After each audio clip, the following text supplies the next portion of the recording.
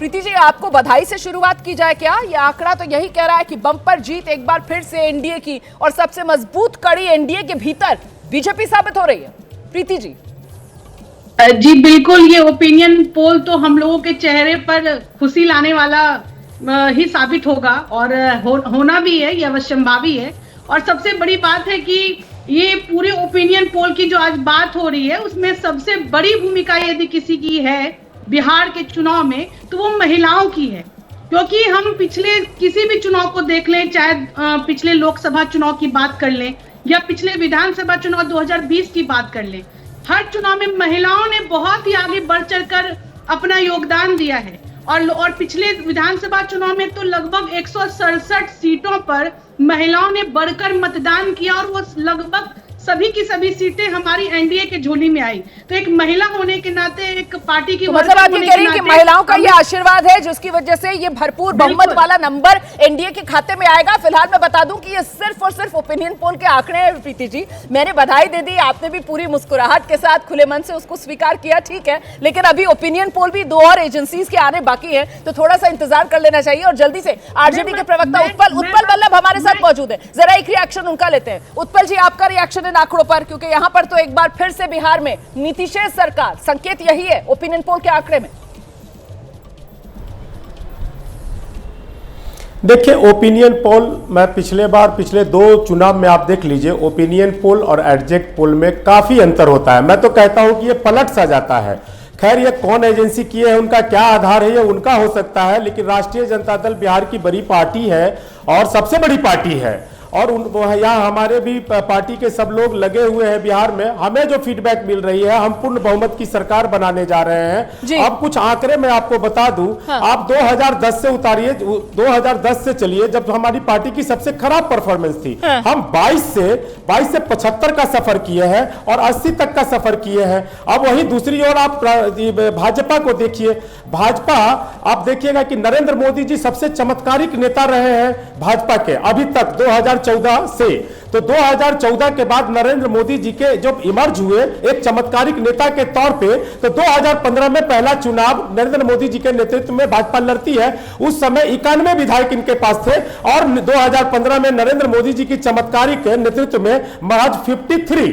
आप समझ सकते हैं कि नरेंद्र मोदी जी को तो शुरू में ही नकार दिया, जब इनके चरम पे हवा डोलते थे, जब कहते थे कि बयार बहता है, उसी समय। और अब तक ये पुराने रिकॉर्ड को नहीं छू पाए पिछले 2 चुनाव से। तो ये इसलिए ये ओपिनियन पोल जो है, 2015 जिसको लेकर बीजेपी को आईना दिखाने का काम कर रहे हैं। 2015 में तो आपके पास भी नाम नीतीश साथ था ना आरजेडी के, तो उसका फायदा आपको भी मिला था, और इसी वजह से आप भी सत्ता में आए थे। तो तब से तो सर अब तक गंगा में कितना पानी बह चुका। एक सेकंड सर, अभी तो देखिए बहुत लंबी बातचीत है, अभी तो अन्य एजेंसीज भी है और उनके ओपिनियन पोल के आंकड़े भी है। थोड़ा तो संयम बरत कीजिए। मैं जरा सा और रिएक्शन ले लेती हूं सर।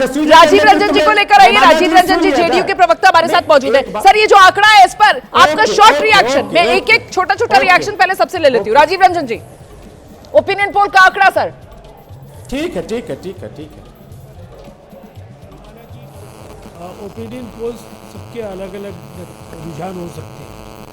इतनी बात है कि इससे एक संकेत एक बहुत ही बड़े अंतर से। सर आवाज बहुत खराब आ रही है, मैं इसको ठीक करवाती हूँ। राजीव जी, दोबारा आपके पास आऊंगी, लेकिन आपकी एक बात मुझे समझ में आई है। आप कह रहे हैं कि साहब सबके अलग अलग हो सकते हैं, लेकिन एक बात जरूर है कि इससे संकेत जरूर मिल रहा है। और कुमार सौरभ, जनसुराज के प्रवक्ता हमारे साथ मौजूद है। ये जो पहला हमने नंबर दिखाया है, ओपिनियन पोल का जो पहला आंकड़ा हमने दिखाया है, उससे एक संकेत ये मिल रहा है, पीके फीके पड़ गए। कुमार सौरभ।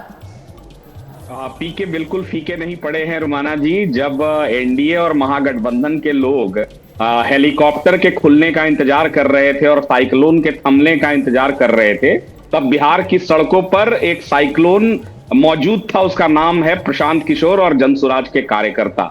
आपको 14 नवंबर, अरे भाई ये तो बहुत अच्छी बात है कि कम से कम 0 जो बता रहे थे सारे लोग, अब 1 से 3 और कुछ वोट परसेंटेज देने लगे, वरना हम तो शून्य थे इनके लिए। 14 नवंबर को उत्तर बिहार में इनका कैसे सुपड़ा साफ होगा, और दक्षिण बिहार में भी हम कैसे मजबूती से लड़ रहे हैं, ये हम जमीन पर हैं रुमाना जी। इससे पहले भी सारे जो विश्लेषक थे उन्होंने 95% कह दिया था कि 400 सीटें आएंगी, और कितनी सीटें आई वो सबको पता है।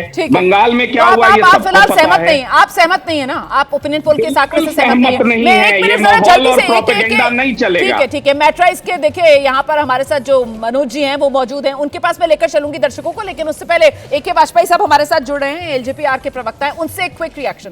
वाजपेयी सर, आपका कमेंट ओपिनियन पोल के इन आंकड़ों से आप सहमत हैं? झटका आपको भी लग रहा है? वैसे आपकी पार्टी को जबरदस्त झटका, 29 सीटों पर लड़ रहे हैं और 4 से 5 पर सिमट रहे हैं। मैं जवाब देता देखिए मैं जवाब देता हूँ। देखिए ये जो सर्वे आपका रिजल्ट ओपिनियन पोल का दिखा रहा है, ये किसी हद तक तो ठीक है, लेकिन जब हमारी पार्टी का आप नंबर दिखाते हैं तो उससे हम सहमत नहीं है।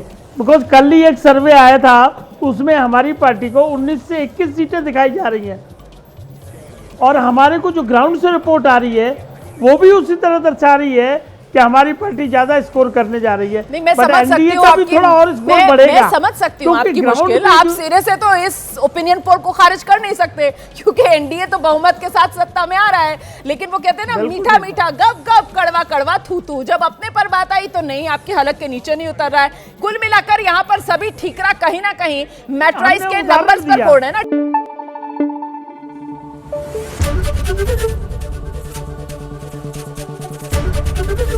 ABP न्यूज आपको रखे आगे।